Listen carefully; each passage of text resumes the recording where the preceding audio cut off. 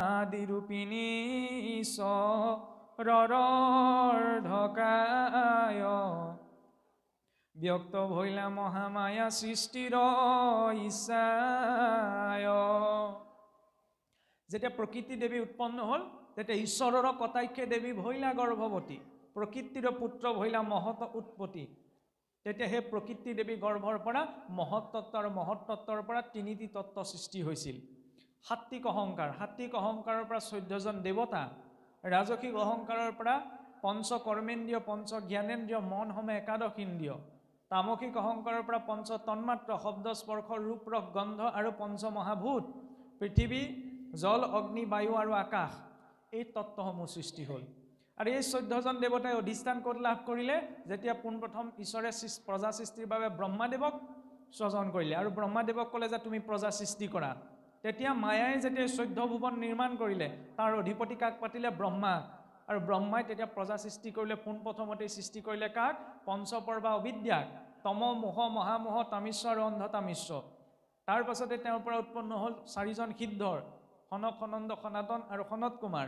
ইয়াৰ পাছত নাৰদদেৱৰ পাছত একাদশ ৰুদ্ৰ, তাৰ পিছত বশিষ্ঠ, পুৰহ, পুলস্ত্য, ক্ৰুতু, অংগিৰা আদি 9 জন ঋষিক।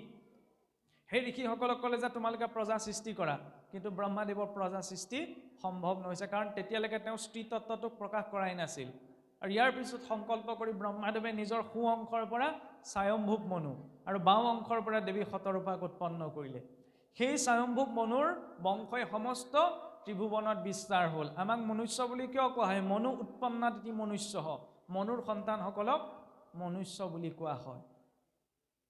আৰু সেই স্বয়ম্ভুৱ মনুৰ 2 জন পুত্ৰ, 3 গৰাকী কন্যা জন্ম হৈছিল। আকুতি, প্ৰসূতি, দেৱহূতি পুত্ৰ আছিল ৰজা প্ৰিয়ব্ৰত আৰু উত্তানপাদ। আকুতিক বিবাহ দিছিল ঋষি প্ৰজাপতিলৈ, প্ৰসূতিক দিছিল দক্ষ প্ৰজাপতিলৈ আৰু দেৱহূতিক দিছিল ঋষি কদৰ্মলৈ। সেই দেৱহূতি আৰু ঋষি কদৰ্মৰে সন্তান আছিল প্ৰভু কপিল।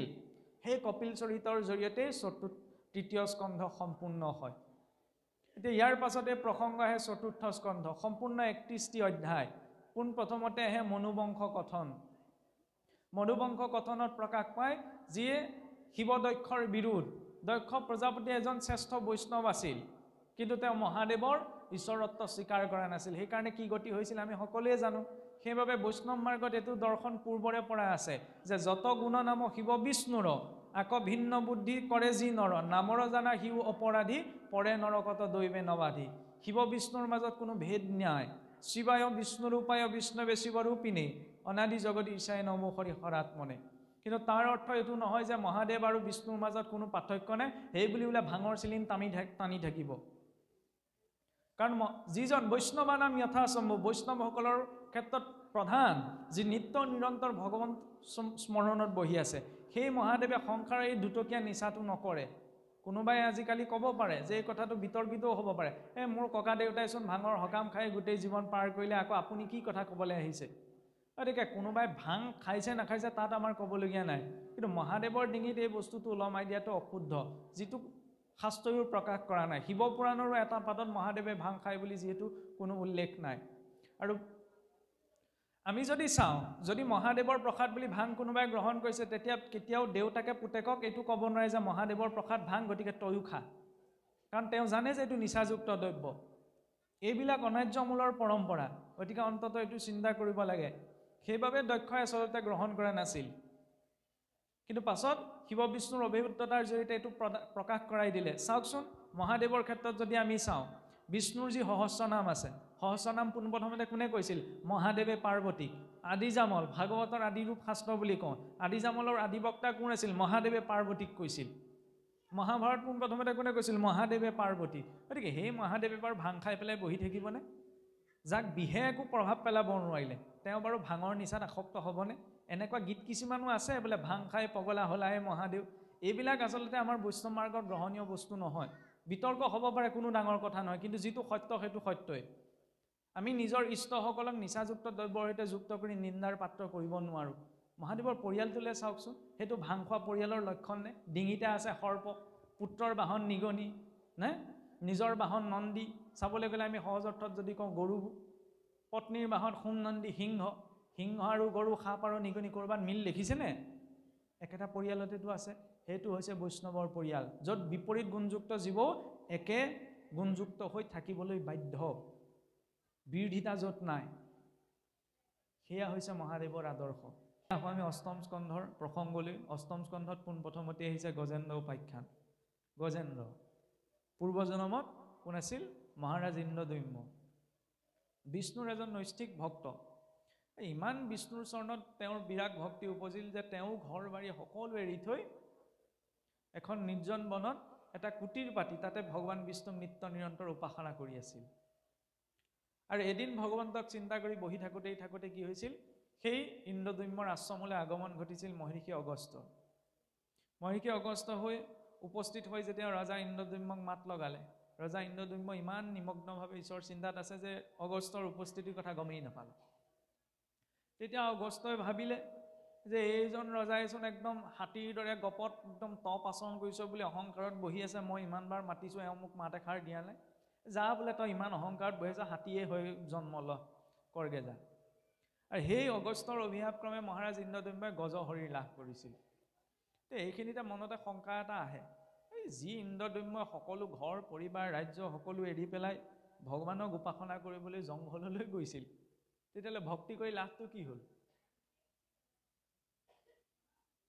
ঊৰ্ধ্বগতিহে পাব লাগিছিল, মানুহ হৈছোন আকৌ হাতী হৈ জন্ম লাভ কৰিব লগা হ'ল। এইখিনিতে শংকা এটা উপজে যে বিষ্ণু ভক্তি কৰি দিলে ৰজা ইন্দ্ৰদ্যুম্নৰ কি লাভ হ'ল?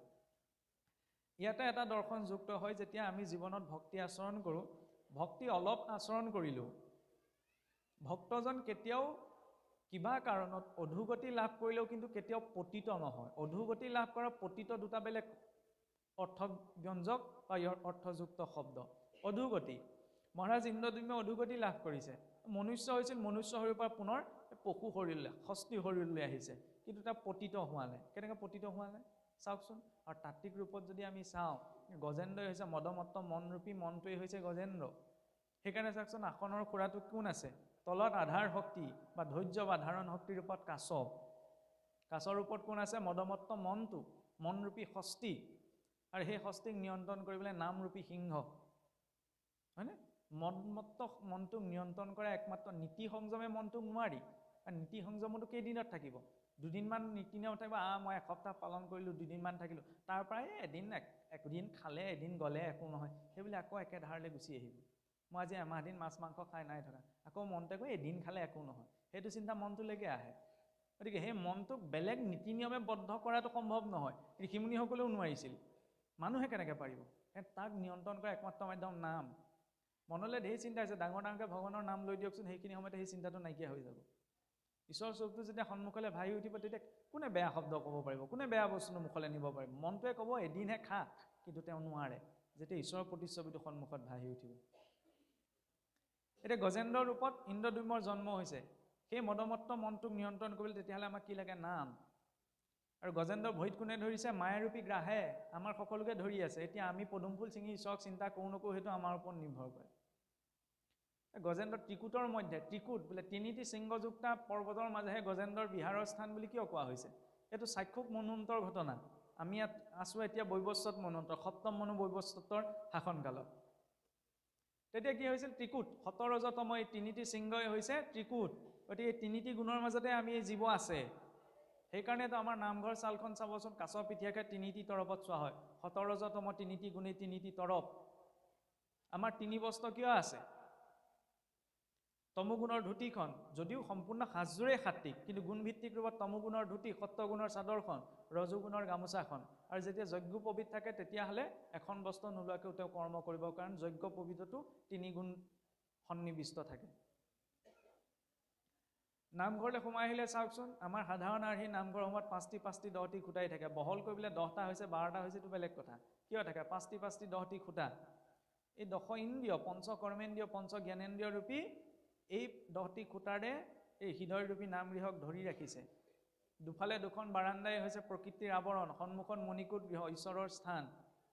ভগৱন্তৰ স্থান কৰে ব্ৰহ্মতালু বা ব্ৰহ্মৰন্ধ্ৰত। মাতৃগৰ্ভত যেতিয়া জীৱ প্ৰৱেশ কৰে ব্ৰহ্মতালু বা ব্ৰহ্মৰন্ধ্ৰই। সেইকাৰণে আমি ভগৱন্তৰ নিৰ্মালি সেই শিৰ অংশত গ্ৰহণ কৰোঁ। সেই মস্তক অংশ হৈছে মণিকূট অংশ। আৰু সন্মুখত ভগৱন্ত প্ৰতিষ্ঠিত আছে বুলি যেতিয়া জীৱাত্মাই নিজকে জীৱাত্মাৰ ওপৰত চিন্তা কৰি নামঘৰত বহে, তেতিয়াহে তেওঁৰ স্থূল বৈকুণ্ঠ প্ৰৱেশ হয়। মুখেৰে আমি কৈ দিলেই স্থূল বৈকুণ্ঠ প্ৰৱেশ নহয়, অন্তৰত সেই ভাৱনাটো মানসপটত ভাহি উঠিব লাগিব যে মই ক'ত আছোঁ।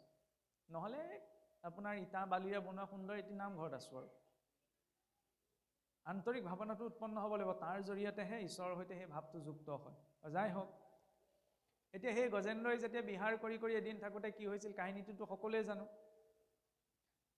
যে সৰোবৰত আপোনাৰ বিহাৰ কৰিবলৈ নামিলে, তেনেদৰে পানীত জলকেলি কৰি কৰি পুত্ৰ ভাৰ্যা সকলো উঠি আহিলে। গজেন্দ্ৰই আনন্দ মনে তাতে ৰংগ কৰি থাকোঁতে উপস্থিত হ'লি গাহে দেখিলে এইটো একদম মদমত্ত হাঁচি, লাহেকৈ ভৰিতে ধৰিলে, ভৰিত ধৰি পেলাই গজেন্দ্ৰৰ বোলে তেজ একদম সতেজ তেজ পান কৰি এইফালে গ্ৰাহৰ বল বৃদ্ধি হৈ গৈ এইফালে গজেন্দ্ৰ অৱশ আহিলে। বহু বছৰ বোলে গজেন্দ্ৰ আৰু গজেন্দ্ৰৰ মাজত যুদ্ধ চলি যেতিয়া শেষ মুহূৰ্তত গজেন্দ্ৰই গম পালেগৈ আৰু মই আৰু মোৰ কেপাচিটিত এইটোৰ সৈতে যুঁজিব, তেতিয়া কি কৰোঁ?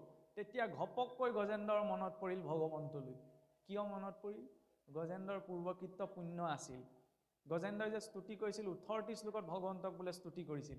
হাতীটোৱে আকৌ স্তুতি কৰা কেনেকৈ সম্ভৱ? হাতীটোৱে সংস্কৃতত বোলে স্তুতি কৰিছিল ভগৱন্তক, কিন্তু কেনেবাকৈ সম্ভৱ জানো? গজেন্দ্ৰই কেনেকৈ মনত পৰিছিল?